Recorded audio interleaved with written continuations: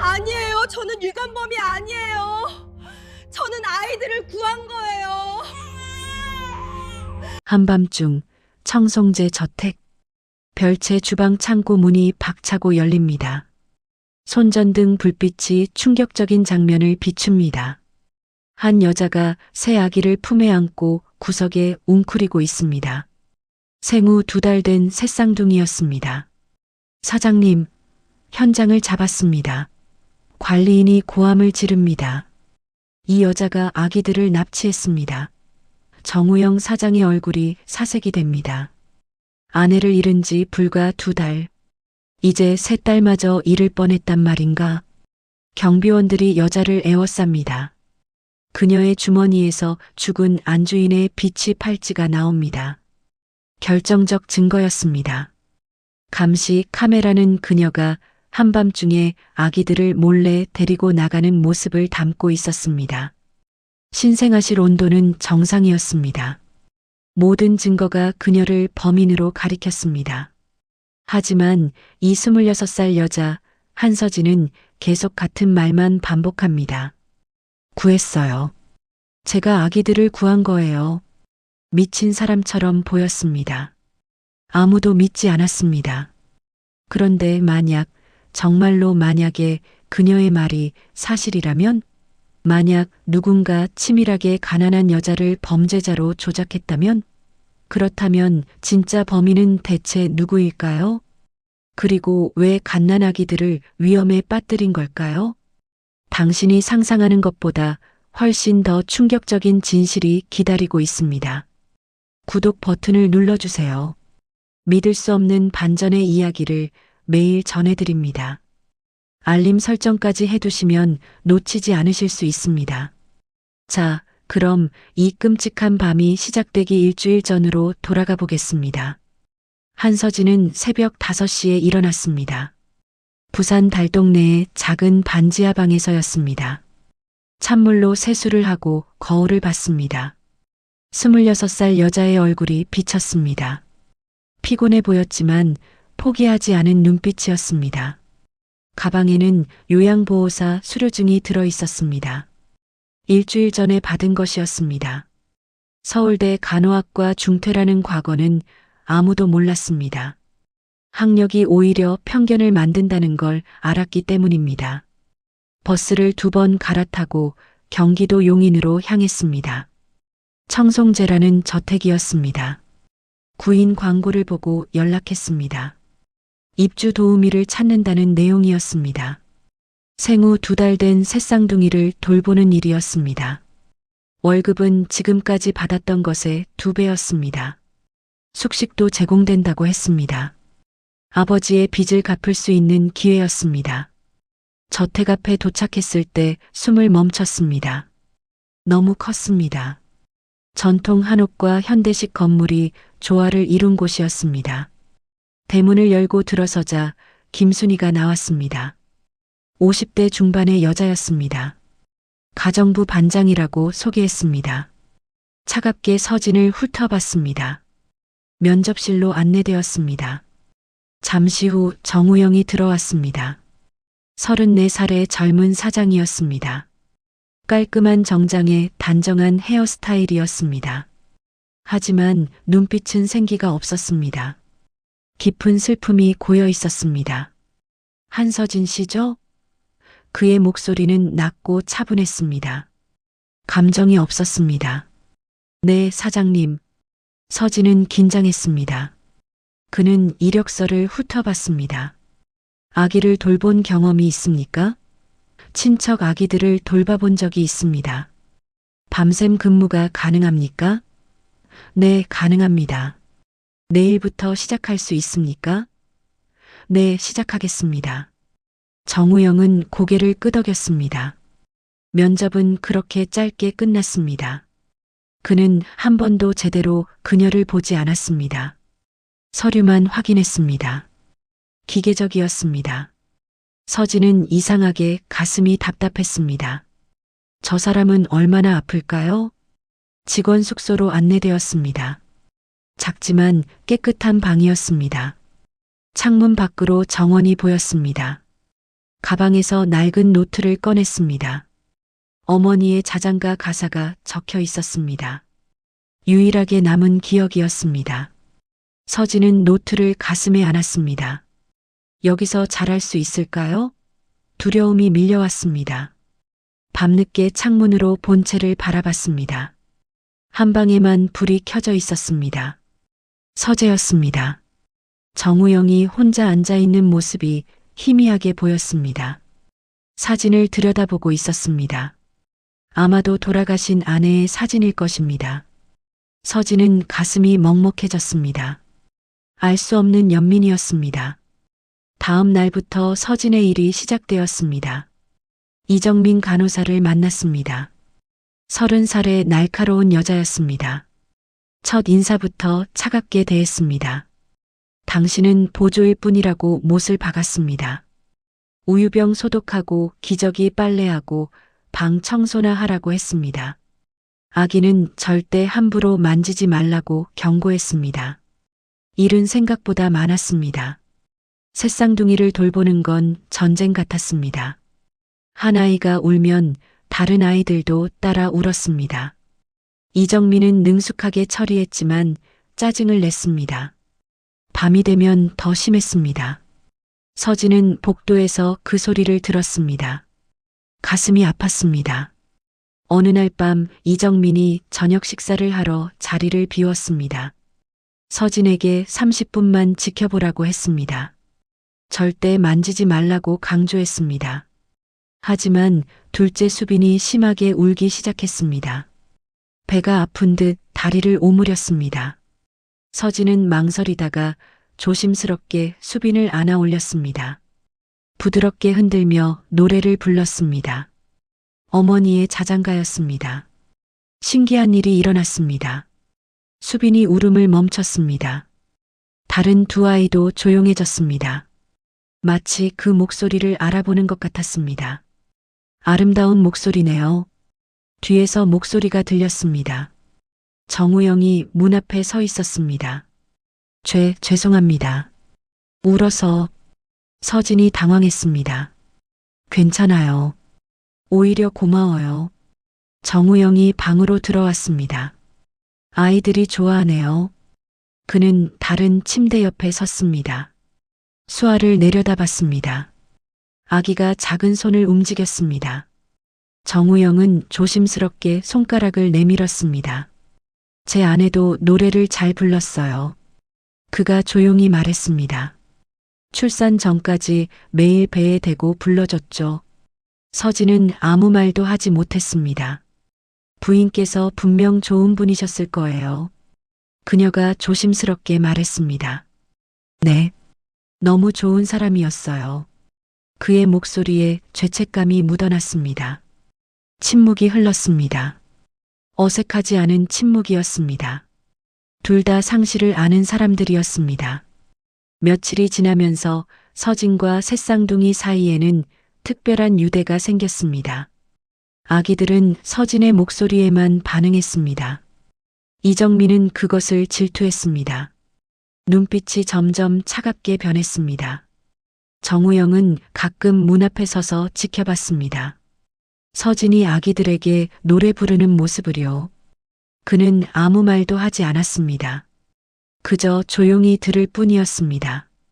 하지만 그의 얼굴에는 평화로운 표정이 스쳤습니다.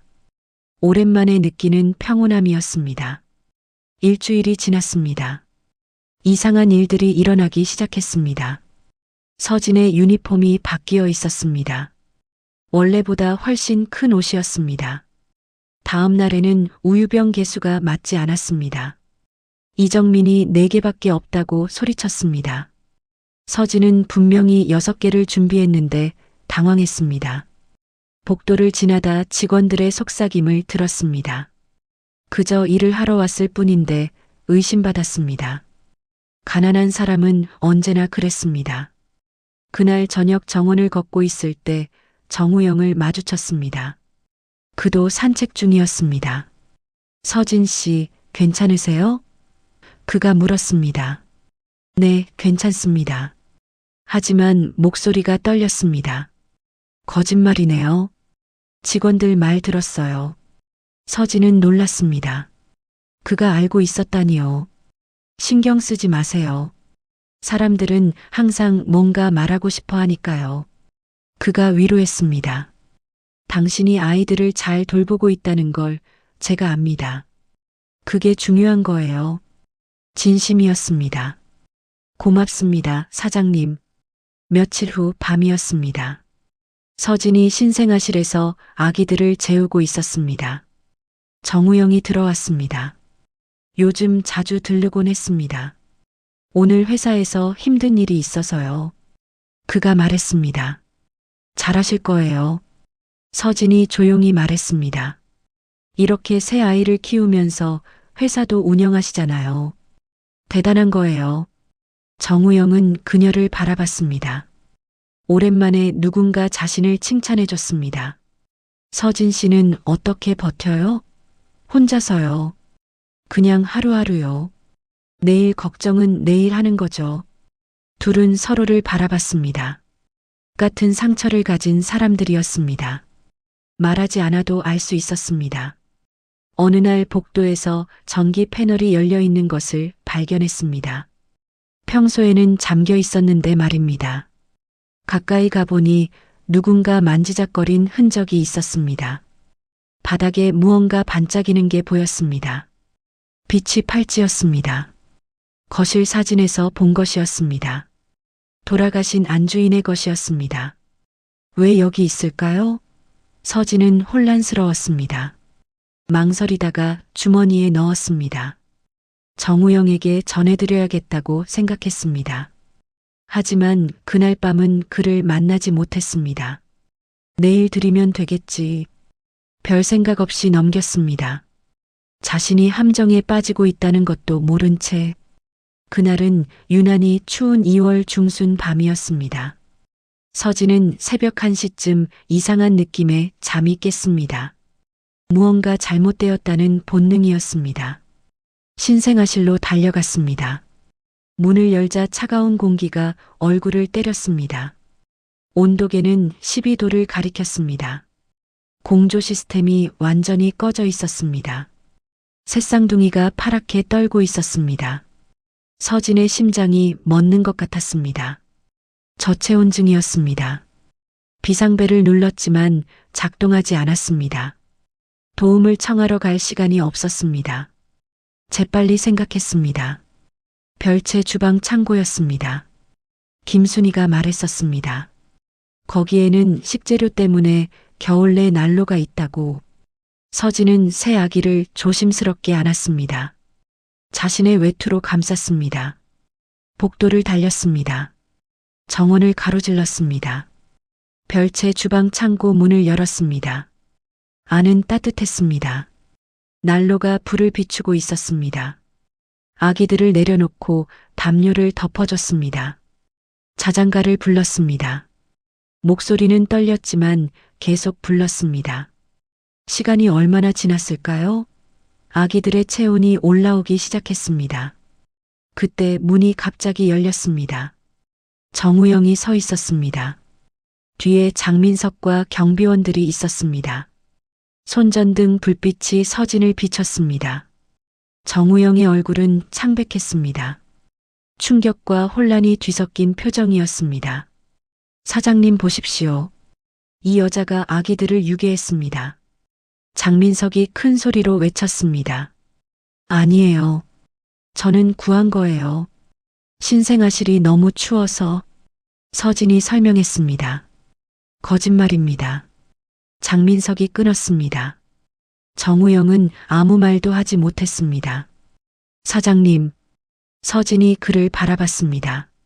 믿어주길 바라는 눈빛이었습니다. 정우영의 눈빛이 흔들렸습니다. 하지만 장민석이 계속 압박했습니다. 사장님, 이 여자의 주머니를 확인하십시오. 경비원이 서진의 외투를 수색했습니다. 주머니에서 빛이 팔찌가 나왔습니다. 정우영의 얼굴이 굳었습니다. 이건 부인의 유품입니다. 장민석이 말했습니다. 아니에요. 제가 복도에서 주었어요. 드리려고 했는데. 서진이 설명했습니다. 하지만 아무도 믿지 않았습니다. 정우영은 팔찌를 쥐었습니다. 손이 떨렸습니다. 왜 이 여자가 가지고 있는 걸까요? 일단 본체로 가시죠. 그의 목소리는 차가웠습니다. 서진의 가슴이 무너졌습니다. 조금씩 가까워졌다고 생각했습니다. 하지만 결국 그도 자신을 의심했습니다. 그녀는 아무 말 없이 고개를 숙였습니다. 본체 거실은 신문장이 되었습니다. 서진은 한쪽 구석에 서 있었습니다. 장민석은 증거를 제시했습니다. 공조 시스템 기록은 정상이었다고 했습니다. 감시 카메라에는 서진이 아기들을 안고 나가는 모습만 찍혀 있었다고 했습니다. 달동네 출신의 가난한 여자가 비싼 물건을 훔치고 아기들을 인질로 잡으려 했습니다. 서진은 정우영을 바라봤습니다. 그는 창문 밖을 보고 있었습니다.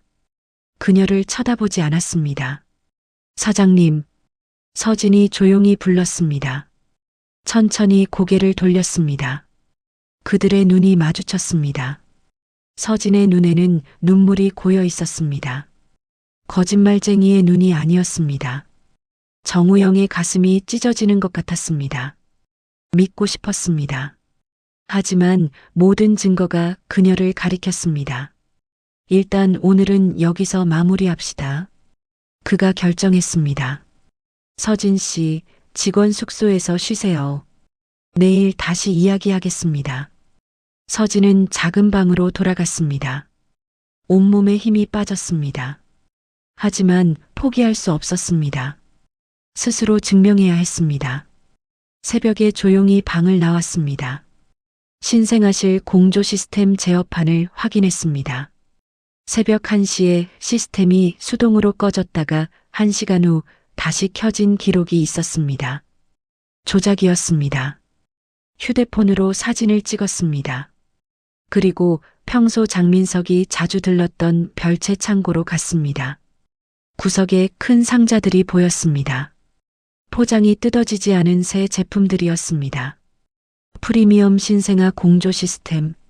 설치됐다고 보고된 제품들이 여기 그대로 있었습니다. 횡령이었습니다. 상자들도 사진에 담았습니다. 한편 정우영은 서재에 홀로 앉아 있었습니다. 서진의 눈빛이 자꾸 떠올랐습니다. 그 간절한 눈빛. 아내가 남긴 편지를 다시 읽었습니다. 장민석 관리인을 의심하고 있어요. 미리 신형 공조 시스템을 샀다고 했는데 신생아실에는 여전히 구형이 있어요. 정우영의 손이 떨렸습니다. 아내가 이미 의심하고 있었습니다. 만약 장민석이 정말 횡령을 했다면, 만약 서진이 진실을 말하고 있다면, 그는 일어났습니다. 서진의 방으로 향했습니다. 비어 있었습니다.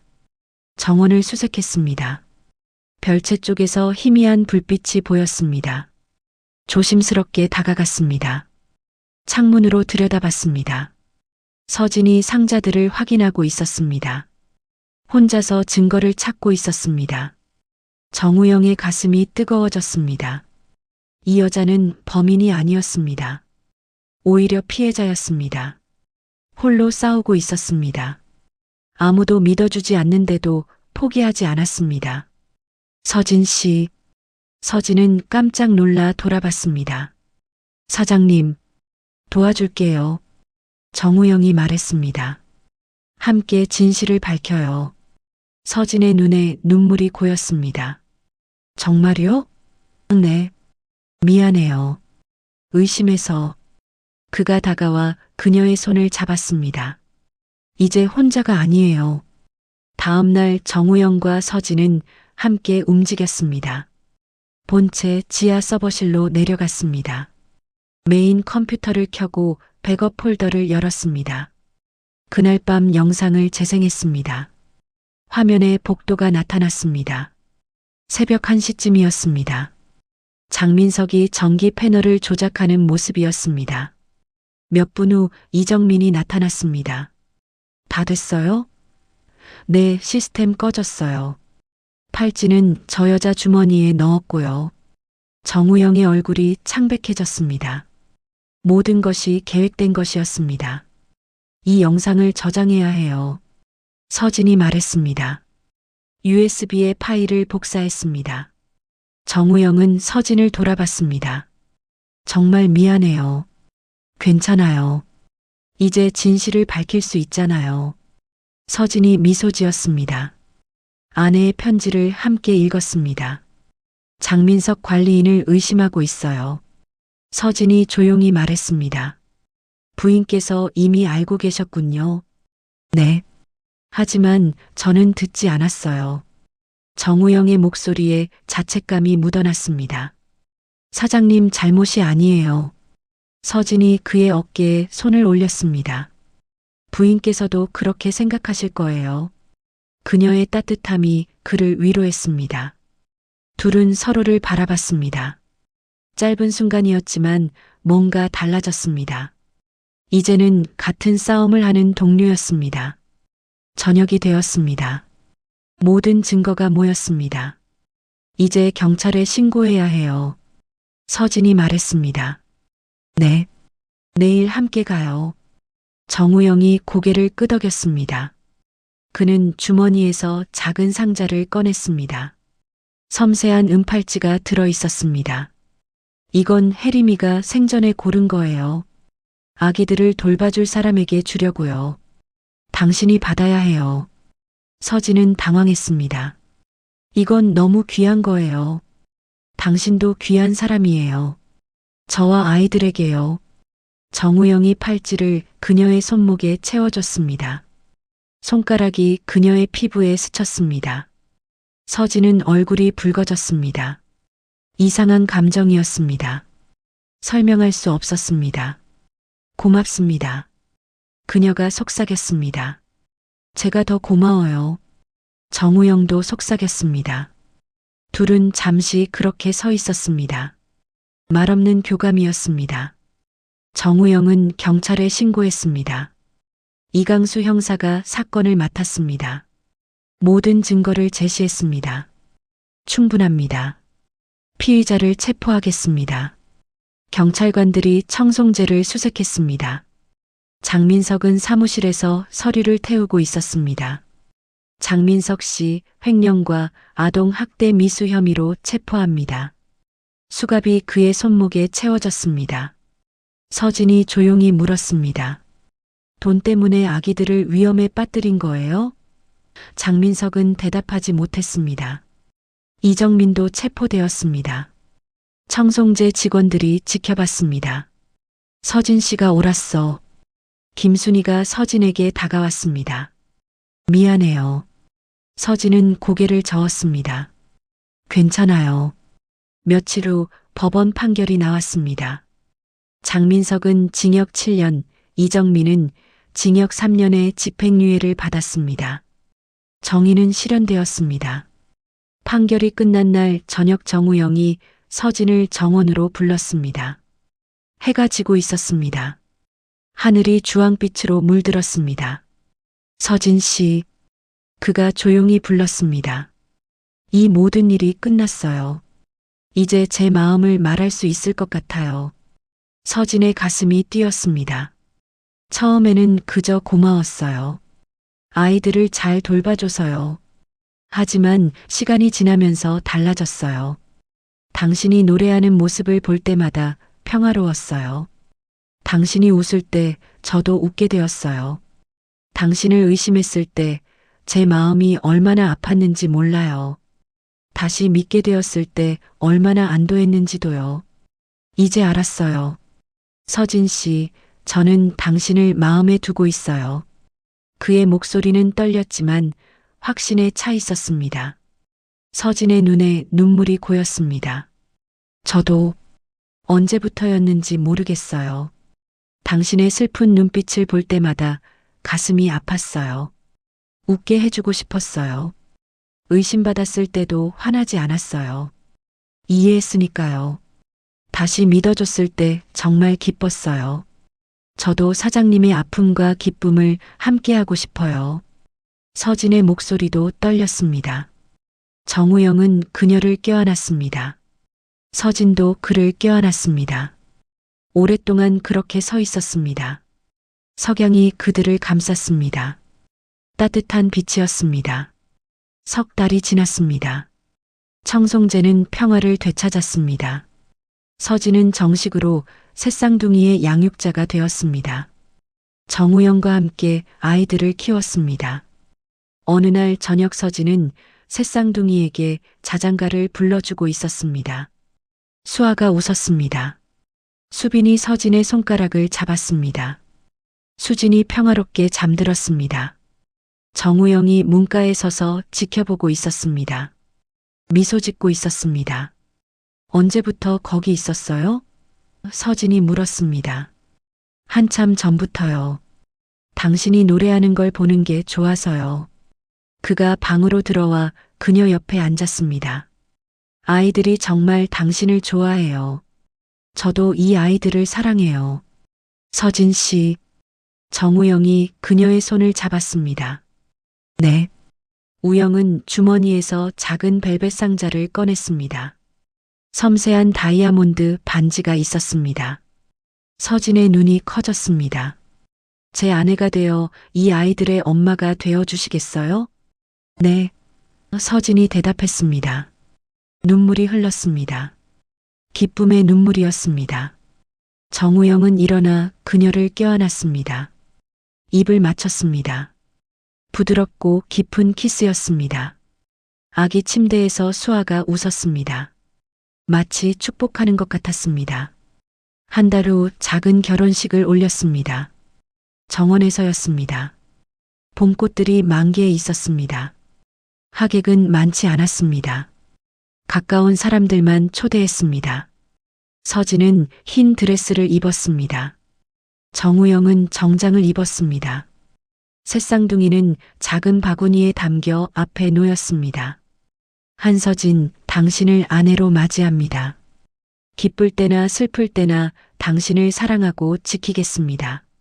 정우영, 당신을 남편으로 맞이합니다.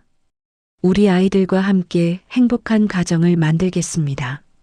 반지를 교환했습니다. 키스를 했습니다. 박수 소리가 터졌습니다. 해질녘 서진은 정원을 걸었습니다. 정우영이 옆에 있었습니다. 손을 잡고 걸었습니다. 행복해요? 정우영이 물었습니다. 너무 행복해요. 서진이 대답했습니다. 무서워하지 마요. 이제 우리는 함께니까요.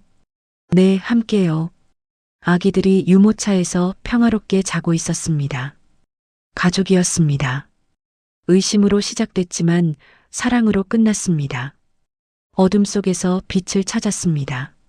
서진은 하늘을 올려다봤습니다. 별들이 반짝이기 시작했습니다. 고마워요, 혜림 씨. 서진이 속삭였습니다. 당신의 가족을 지킬게요. 정우영도 하늘을 바라봤습니다. 작별 인사였습니다. 그리고 새로운 시작이었습니다. 함께 걸었습니다. 미래를 향해서요.